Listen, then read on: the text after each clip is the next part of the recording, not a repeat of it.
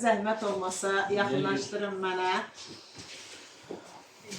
Bu kitabda Sönməyən Ulduzlar fərqli şəhidlərimizin yer aldığı kitabdır.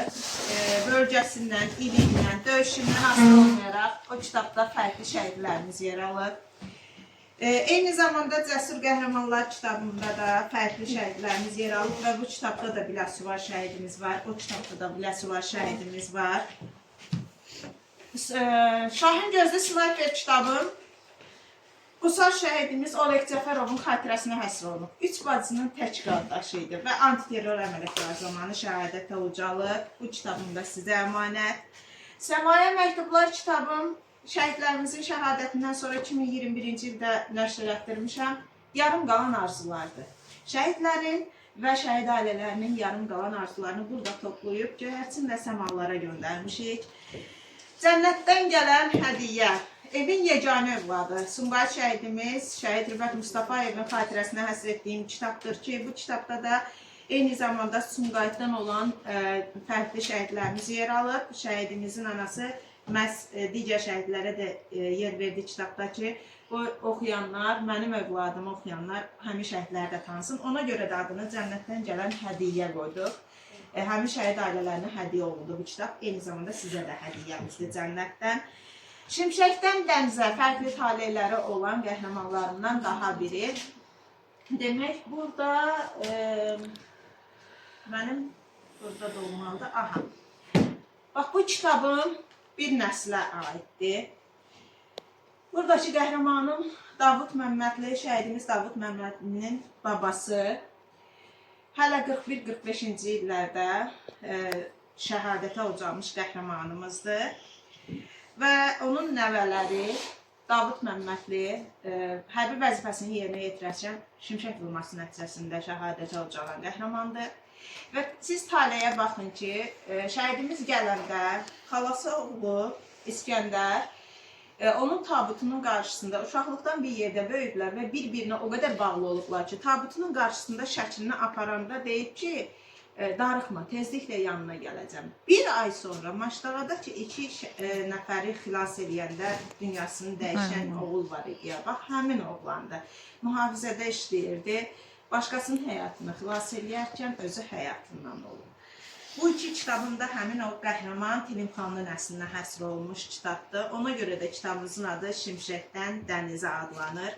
Qəhrəman Atalar kitabımız qəhrəman şəhidlərimizin atalarının övladları ilə bağlı fərqlərin yer aldığı kitabdır ki, həmin kitabda bizim Biləsuvar şəhidimiz də yer alır, Əkramimiz. Və Göyçay şəhidimiz Elnur Əliyevin xatirəsinə həsr etdiyim Bənövşə Ömürlü Oğul Payımsan adlı kitabım da bugün sizə hədiyyədir.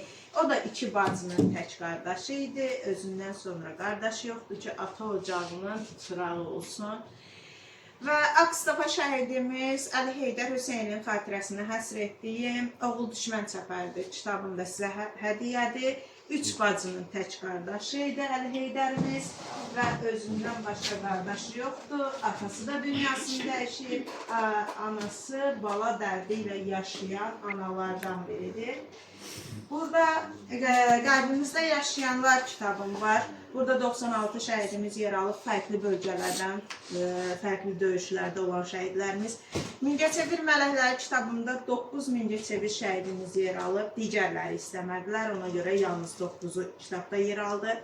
Və mənim şəhidlərlə bağlı ilk yazdığım kitablardan biri Unutmadıq Şəhidim kitabının 2-ci və 3-cü cildini gətirmişəm sizin üçün hədiyyə.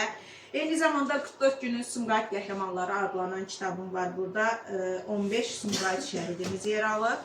Bundan əlavə qeyd etdiyim kimi mən həm də Günəşin Nuru Ədəbi Məclisinin təsisçisiyəm və Ədəbi Məclisimizin nəznində Sevgi Damlası adlı antologiyamız, Günəşin Nuru adlı antologiyamız nəşr olunub.